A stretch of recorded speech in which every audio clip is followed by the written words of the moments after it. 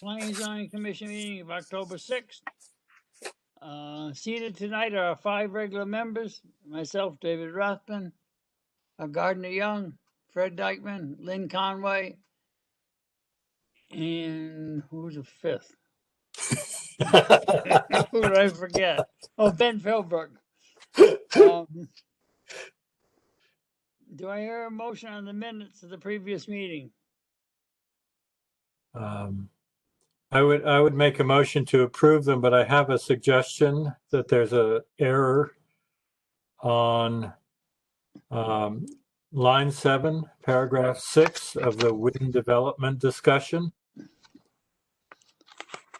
If you look at that, it says blocked by the, and then there's, I think it's supposed to be 100-year flood level.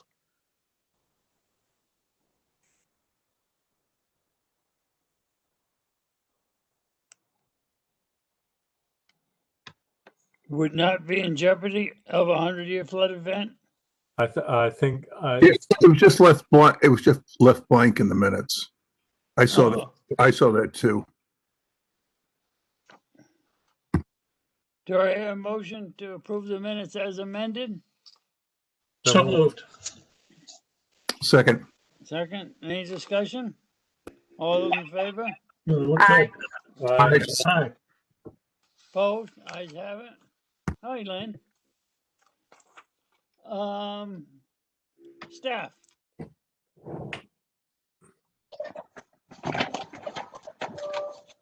So for the administrative review items, we've got item 4D1, PZ2006 SD and GPP, E6 Realty, Arthur Hayward. This is requesting a 90-day extension to file the final Mylars from the applicant. This subdivision on Country Lane was approved a few months ago, back on June 30th. Up to 2 90-day extensions can be granted by the commission. This is the first one they're asking for. They're just looking to finish the final steps before they file the final Mylars. Do I hear a motion on this? I would make a motion to approve. Second. Any discussion? All those in favor?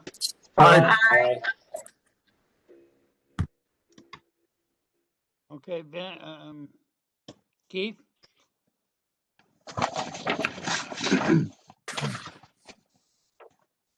And that is it for active old business. Item 6A, Latimer Point Condo Association, that'll be tabled until the next meeting.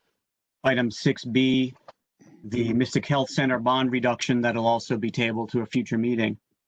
So the only other business is the continuation of the public hearing for the Jane Howard subdivision on South Anguilla. Okay. I'd like to call the public hearing to order. Seated tonight are the 5 regular members who are also seated at the last public hearing. Where are we at, Keith, on this? Well, in this hearing, we went through the whole process. The commission requested more information of Mr. Marine about what would become of the open space that's proposed. So he's back here tonight, and he's had discussions with the Stonington Land Trust that he can brief the commission on. Good evening, Mr. Chairman and commission members. Sorry about that. John Paul Marine. I did have a discussion with Stanton Sims today, and they said that they are very much interested. There's a couple of items that he would like to discuss, perhaps widening the easement that goes into the property over the lot number 3 to enable the park 1-2 vehicles in that position. But he did say that they were definitely interested in trying to make something happen with this. And really, the subdivision plan can't be finalized anyway until the open space has a taker. Since the regulations require that it has to be deeded when the final plans are filed. So if the commission approves this just with the stipulation addressing it. It'll be taken care of one way or another. Either it'll be donated to the Stonington Land Trust, or if they don't want to take it, sometimes the town ends up taking it. It could also be a homeowners association set up by the owners. If the town takes it, it's ultimately up to the Board of Selectmen to determine if the town wants to take the property. I should also add that there were 2 times that Mr. Marine tried to go before the Conservation Commission to get their input, and there just wasn't a quorum. It's a situation of sitting around the virtual screen waiting for all the members, but they're having issues having enough members at their meetings lately. Any other questions? Any questions of Mr. Marine at this time? No, but a question I think for Keith, is there any, if we approve this with a stipulation, then we're waiting for somebody to step up to take this property, right?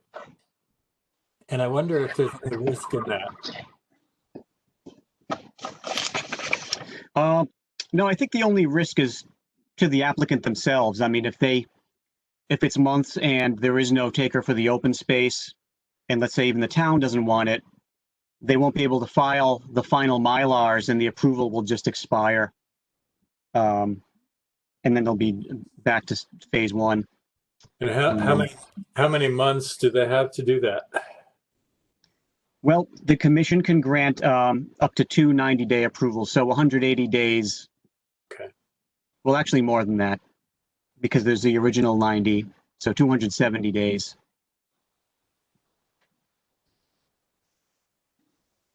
Any other questions at this time? Mr. Marine, was it to create more parking? Was Mr. Sims' suggestion for widening? There was, he was suggesting there's a 20-foot wide easement that goes across lot number 3 at this point in time.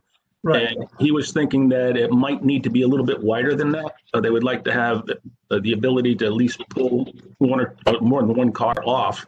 So he was suggesting perhaps 25 feet, which there's a 40-foot buffer to the conservation or open space subdivision as it is. So I don't believe that would have any effect on the ownership of lot number 3 as far as any infringement upon what they could or could not do there. Right, that's where I was going with this. Is there enough room to accommodate his request? It sounds like there is. Yes, I believe that's true. Great, thank you very much. No further questions. Any other questions? Anyone? Mr. Chairman, Yes. I just want to make one point. I think if it is approved, we should allow enough latitude so that they can modify that easement if they have to, subsequent to the approval and filing the Mylar. Because if you change an area that's set aside for public use after the subdivision is approved and filed, it's a re-subdivision definition. So we wouldn't want to force the applicant to come back to have to modify that easement because it is for public use. So I think we should, if we are so inclined, the motion should provide enough flexibility so that if that has to be changed, it doesn't have to come back. Thank you, Chuck. Any other questions of the applicant? Just want to point out that's a good point, and maybe a stipulation could read minor changes to open space, conservation, and right-of-way easement may be done in the final plan. Just Keith, one suggestion, maybe approved administratively by the staff. Sure. Lynn, did you? Yep. Keith, did you want to put a maximum in there as far as, I just don't like the word minor. Did you want to put a kind of a maximum, or do you think, does everybody think approved by staff does it? That's a good addition. Yeah, and I'm not sure what the maximum would be if I worded it like that. And also, I wanted it to reflect a few different things, like that addition of a couple parking spaces and minor things like that, that the Stonington Land Trust might want to accept the open space. Okay, so by add upon administrative approval, it kind of gives you that leeway. Right, right. Okay. And I have the ability, if I think something's stretching it, I can refer it to you for administrative review at one of your meetings. Perfect, thank you. Do I hear a motion to close the public hearing? Oh, and we should make sure there's no one from the public who wants to speak on any new information. Oh. Is there anyone else like to speak on this application? You may be muted, people out there. So make sure if you're trying to speak, you unmute yourself. There is also a raise hand feature. If you go to the little icon that looks like a person and click over your name, there's a hand that comes up. Carlene, I'm going to unmute you because I think you didn't get to speak last time when you wanted to. So, Carlene, you're unmuted now if you wanted to speak.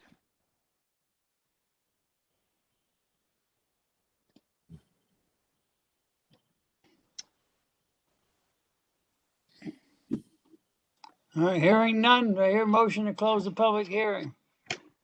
So moved. Do I hear a second? Second, All those in favor? aye. Aye. Opposed? Ayes have it. Do I hear a motion on this application?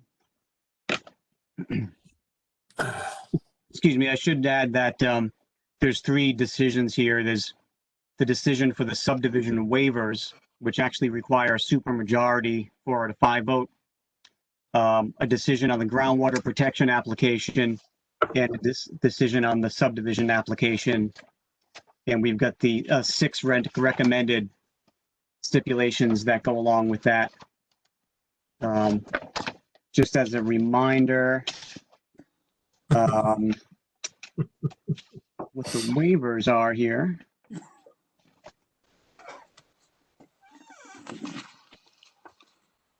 The waivers are for sidewalks, which don't exist in this area. Submission of a drainage report and flood hazard reports. There's no sidewalks in the area, no stormwater improvements, and no activity in the flood hazard area.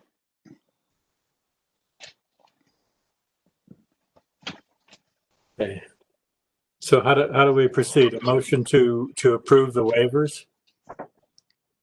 Yeah, that should probably be the first thing since it's a different standard. All right, let's do one at a Motion to time. approve the waivers. Do I hear a second? Second the motion. Any discussion? All those in favor?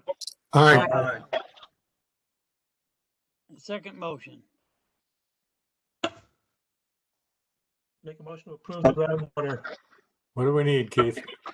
That's the groundwater protection permit. Make a motion to approve the groundwater protection permit. Do I hear a second? Second. Discussion? All those in favor? Aye. Aye. Opposed? Ayes have it. The final motion? The subdivision approval with 6 recommended stipulations. That includes the allowance for the administrative discretion that you. Right. Yeah. Okay. Then I will make a motion to approve with the stipulations. Do I hear a second? Second the motion. Any discussion? All those in favor? Aye. Aye. Opposed? Ayes have it. Application approved. Mr. Chairman, commission members and staff, I really appreciate your time in these difficult times that we're going through to make this sort of thing happen. Thank you all very much for your time in this. Thank you. Good luck. Hearing no other business, do I hear a motion to adjourn? So moved. Here's a second. Any discussion? All those in favor? Aye. Aye. Meeting adjourned. At Thank you, Keith. 7:50. Good night. New record? Guys. Is that a new record, David? No, No, one a couple weeks ago was, I think. we had a 7-minute one. Okay. Take care, all. See you all. Thank you.